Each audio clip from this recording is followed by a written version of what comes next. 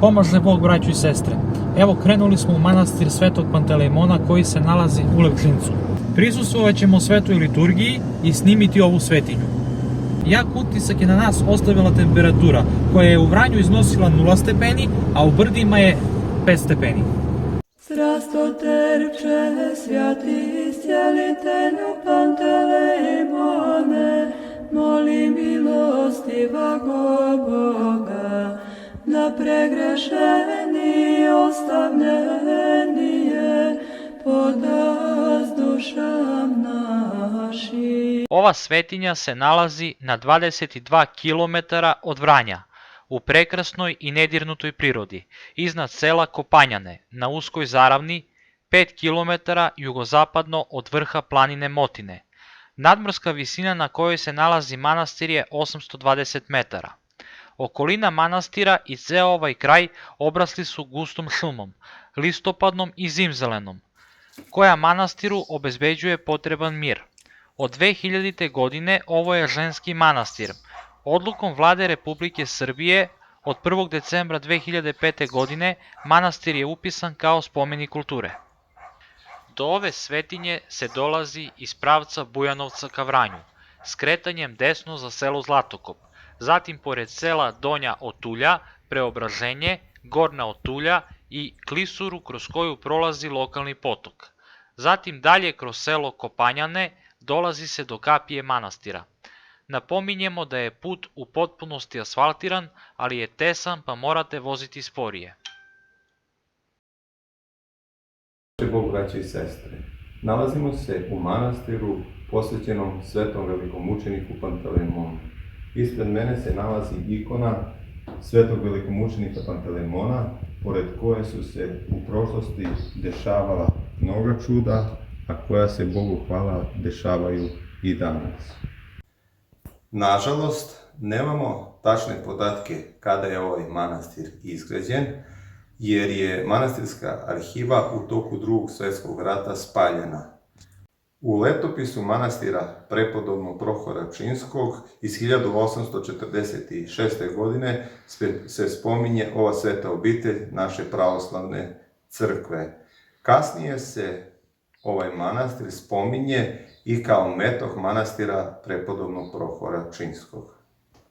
Manastirska crkva u kojoj se sada nalazimo je temeljno obnovljena i dorađena 1998. godine, kada je blagoslovom njegovog preosveštenstva episkopa Vranjskog gospodina Pahomija, arhimandrit Pajsije Hilandarac sa sestrinstvom eparhije Vranjske pristupio obnovi ove svetinje. Svagda, sada i uvek i u vekove vekova.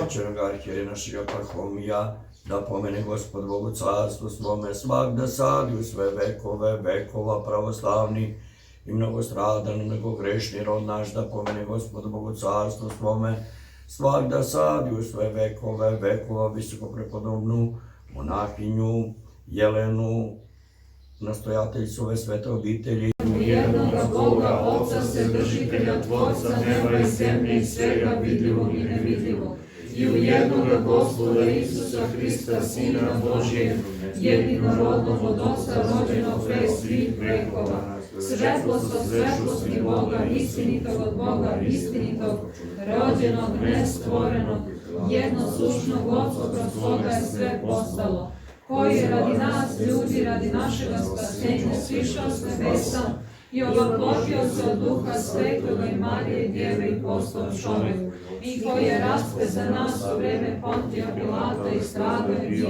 pogreben, i koji je vaskrsao treći dan po pismu, i koji se vazna na nebesa i sedi sa desne strane Otca, i koji će opet doći sa slavom da sudi živima i mrtvima, njegovom carstvu neće biti kraja. I u Duha Svetoga Gospoda životvornog, koji od Otca ishodi, koji se sa Otcem i Sinom zajedno poštuje, zajedno slavi, koji je govorio kroz proroke, u jednu svetu, sabornu i apostolsku crkvu, ispovedam jedno krštenje za oproštenje grehova, čekam vaskrsenje mrtvih i život budućeg veka. Amin.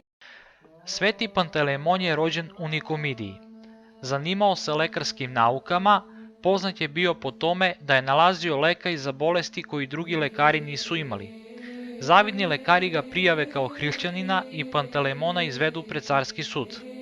Stavljen je i na muke, ali mu se Gospod Bog javio u snu i izbavio ga iz zatvora. Nakon toga Pantelemon je osuđen na smrt. Dobio je jak udarac po vratu, ali se koplje prebilo kao da je od voska.